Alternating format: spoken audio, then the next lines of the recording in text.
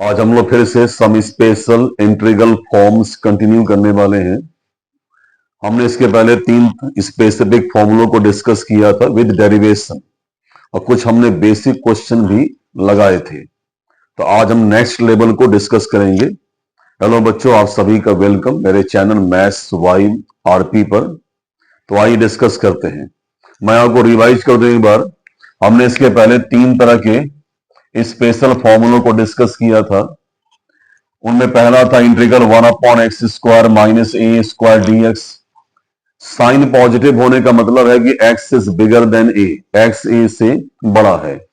दूसरा है इसी का converge 1/a² minus x square. Definitely यहां पर a is bigger than x, a x से बड़ा है। और तीसरा और आखिरी इस फैमिली का था इंटीग्रल 1/x² माइनस ए स्क्वायर। इन तीनों स्पेशल फॉर्मूलों में स्पेशल बात यह है कि वेरिएबल x केवल स्क्वायर वर्जन में ही आ रहा है, स्क्वायर के फॉर्म में ही आ रहा है, किसी और पावर में, क्यूबिक में या लीनियर में कहीं नहीं आ रहा है। केवल एक बार आ रहा है और स्क्वायर के फॉर्म में ही आ रहा है। साथ में दिया हुआ नंबर भी स्क्वायर फॉर्म में ही आ रहा है।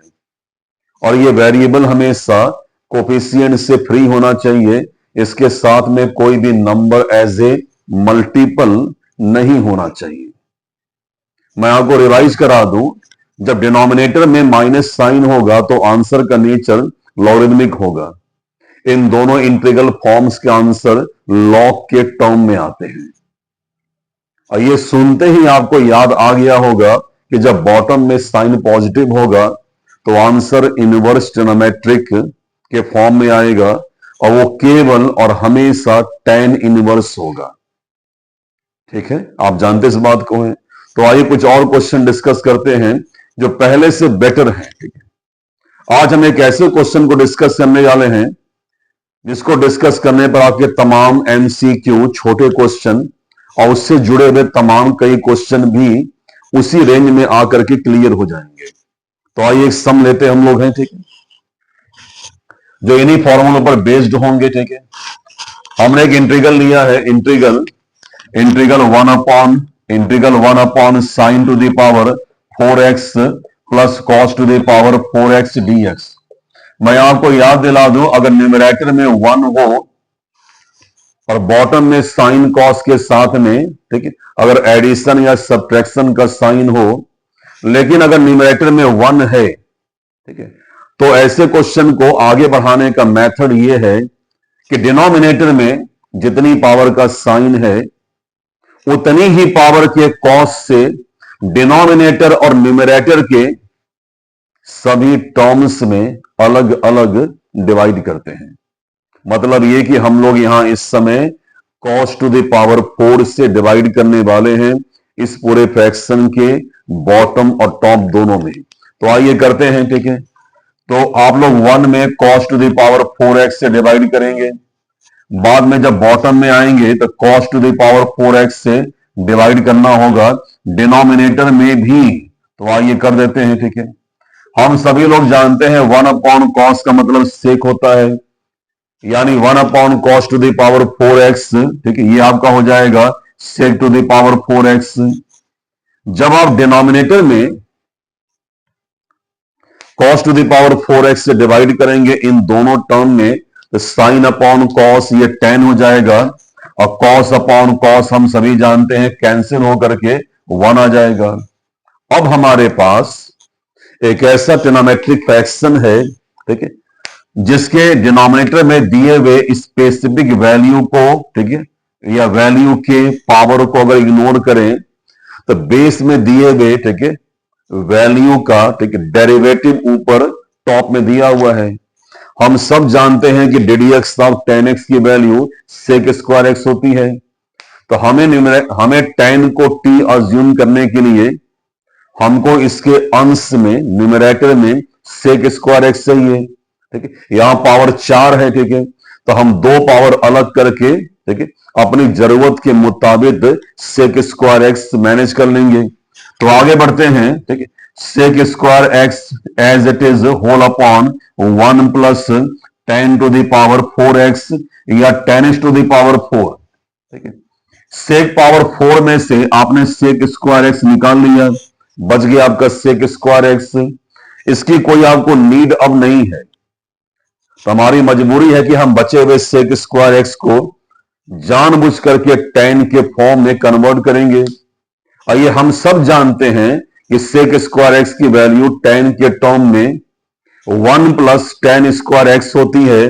देन पुट द वैल्यू, तो ये हो जाएगा 1 plus tan square x into dx या dx। ठीक है, ये हो गया। ठीक है, और क्योंकि हम देख पा रहे हैं कि यहां पर दिए हुए tan x का डेरिवेटिव सेक स्क्वायर एक्स है, इसलिए हम सभी लोग जानते हैं कि हम लोग tan x को ही t, ठीक है, मानेंगे।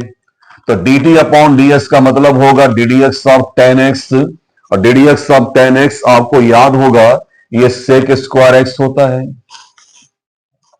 बच्चों यहां तक क्लियर है? वहां से हम लोग जानबूझ करके dt की वैल्यू फाइंड आउट करेंगे, तो आपके dt की वैल्यू हो जाएगी sec square x into dx या dx।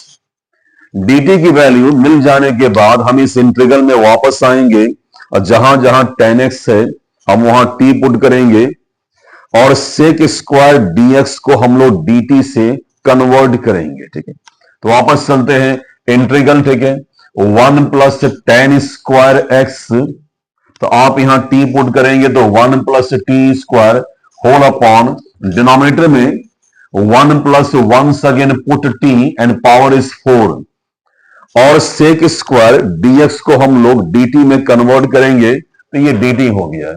तो जो क्वेश्चन शुरुआत में आपका इस फॉर्म में था, अब वो क्वेश्चन t के वर्जन में, वेरिएबल t के फॉर्म में अब ये आ गया। तो क्वेश्चन असली अब ये है, इसके बारे में बात करनी है। आपको ये देख करके, अगर आप पीछे वाली वीडियो को देखेंगे तो हमने एक क्वेश्चन डिस्कस किया था। अगर आपका इंटीग्रल फ्रैक्शन फॉर्म में हो और टॉप और बॉटम में दिए हुए वेरिएबल के बीच में या उनके मैक्सिमम पावर के बीच में अगर 2 का डिफरेंस हो, तो हम लोग ऐसे क्वेश्चन में, ठीक है, डिफरेंस वाले पावर को वेरिएबल पर रख करके, यानी टी स्क्वायर से हम लोग टॉप और बॉटम के सभी टर्म्स में अलग अलग डिवाइड करेंगे। यानी हम लोग टी स्क्वायर से न्यूमरेटर में भी, ठीक है, और नीचे बॉटम में भी डिवाइड करने जा रहे हैं। तो आइए करते हैं। तो integral 1 plus t square upon t square whole upon 1 plus t power 4 upon 1 again t square and dt। आप जानते ही हैं कि 1 upon t square as it is छोड़ देंगे, t square upon t square will be 1। ठीक है, तो ये होगा integral 1 by t square plus 1 whole upon, जब सिंप्लीफाई करेंगे इसके डिनोमिनेटर को, तो ये होगा 1 plus T 1 by t square plus t power 4 by t square will B T square. तो आप आएंगे T square plus 1 upon t square dt। ठीक है, मैं आपको याद दिला दूं, मैंने आपसे कहा था ऐसे क्वेश्चन में टी स्क्वायर से या एक्स स्क्वायर से डिवाइड करने के बाद, उसको सिंप्लीफाई करने के बाद आपका इंटीग्रल हमेशा और हमेशा अपने न्यूमरेटर में केवल 2 वैल्यू ही, ठीक है, पाता है। या तो वो value 1 plus 1 upon x square होती है या टी स्क्वायर होती है, या वो value 1 minus 1 upon t square या एक्स स्क्वायर हो सकती है। अगर वह value 1 plus 1 upon t square है, तो डेफिनेटली हमेशा और केवल t माइनस 1 बाई टी का ही डेरिवेटिव होगा। अगर मान लीजिए यही value 1 minus 1 upon t square होती, फिर वो आपका t प्लस 1 अपॉन टी का डेरिवेटिव होती। तो क्योंकि हमारे न्यूमरेटर में इस समय 1 प्लस 1 अपॉन टी स्क्वायर है, और हम ये जानते हैं कि 1 प्लस 1 अपॉन टी स्क्वायर दरअसल t माइनस 1 बाई टी का डेरिवेटिव है, तो हम इसके डिनोमिनेटर को, हम इसके बॉटम को जानबूझ करके इसके उस फंक्शन में कन्वर्ट करेंगे जिसका ये डेरिवेटिव है। यानी हम इसके बॉटम के पूरे एक्सप्रेशन को टी माइनस 1/t के फॉर्म में कन्वर्ट करेंगे। अगर आप फॉर्मूलों को रिकॉल करने के लिए t को a और 1/t को b मान लें तो आपके पास a square plus B square का शेप है और आपको इसे a माइनस बी मतलब कि t माइनस 1/t में एक्सप्रेस करना है। तो आपको याद होगा a square plus B square की वैल्यू a माइनस बी के फॉर्म में होती है a माइनस बी का होल स्क्वायर, ठीक है, प्लस 2 इंटू ए बी, यानी T square plus 1/t square होगा T minus 1/t bracket whole square plus 2 into T into 1/t। तो मैं यहां से आगे बढ़ने के लिए मैं इसको इरेज करता हूं, तो आगे बढ़ता हूं मैं, ठीक है। नाउ नेक्स्ट स्टेप, ठीक है, in numerator 1 plus 1/t square as it is, और आप इसे यानी a square plus B square को a माइनस बी के फॉर्म में कन्वर्ट करेंगे इस स्ट्रक्चर से, तो ये हो जाएगा t माइनस 1/t स्क्वायर, ठीक है, plus 2 into t into 1/t as it is, ठीक है। आप जानते हैं 2 विल बी कैंसिल, ठीक है, क्योंकि इसका डेरिवेटिव यहां दिया हुआ है तो हम इससे u मानेंगे। अब तो t हम मान सकते नहीं है, हमने t पहले यूज कर लिया है, हम इसे u मानेंगे, ठीक है। तो मैं इसे इरेज करता हूं आपको समझाने के लिए, ठीक है। तो हम लोग इस बार t माइनस 1/t को एक नया वेरिएबल u इमेजिन कर लेंगे, क्योंकि u जो है ये t का फंक्शन है, इसलिए u को हम लोग t के रेस्पेक्ट में डिफरेंशिएट करेंगे। ddx ऑफ x 1 होता है, सो d by D T of t 1 होगा। ddx ऑफ 1/x ये होता है माइनस 1/x स्क्वायर, तो d by D T of 1/t होगा माइनस 1/t स्क्वायर। आने वाला नेगेटिव साइन इस माइनस से मल्टीप्लाई हो जाएगा, तो ये होगा ओवरऑल 1/t स्क्वायर। हमें यहां से du की वैल्यू फाइंड आउट करनी है, तो हम लोग पाएंगे 1 plus 1/t square, cross multiply कर लेंगे तो ये dt हो जाएगा। Now back in the question, क्योंकि हम लोगों ने अभी अभी कुछ देर पहले t माइनस 1/t को u, ठीक है, एक्सेप्ट किया था, तो हम लोग यहां पर u पुट करने वाले हैं, तो हम इसके बॉटम में u पुट करेंगे और इस नंबर को स्क्वायर के फॉर्म में एक्सप्रेस करेंगे, तो ये हो जाएगा अपने स्क्वायर रूट यानी √2 का स्क्वायर, ठीक है। और न्यूमरेटर में 1 प्लस 1/t स्क्वायर dt को हम लोग du से, ठीक है, कन्वर्ट करेंगे और यहां 1 एज्यूम कर लेंगे। आपको याद होगा integral 1/x square plus a square ये होता है 1/a इनवर्स ऑफ 10 x/a। क्योंकि बॉटम में साइन पॉजिटिव है तो आंसर डेफिनेटली इनवर्स ऑफ 10 के ही फॉर्म में आएगा, तो आपका आंसर होगा 1/√2। इसके बाद 10 इनवर्स u/√2। आप जानते हैं कि आपका फंक्शन ओरिजिनली शुरुआत में x के फॉर्म में था, तो आपका इंटीग्रेशन भी x के फॉर्म में ही आना चाहिए। तो आप पहले इसे u को t में कन्वर्ट करेंगे, बाद में t को x में कन्वर्ट करेंगे और get the integral in the real form, ठीक है।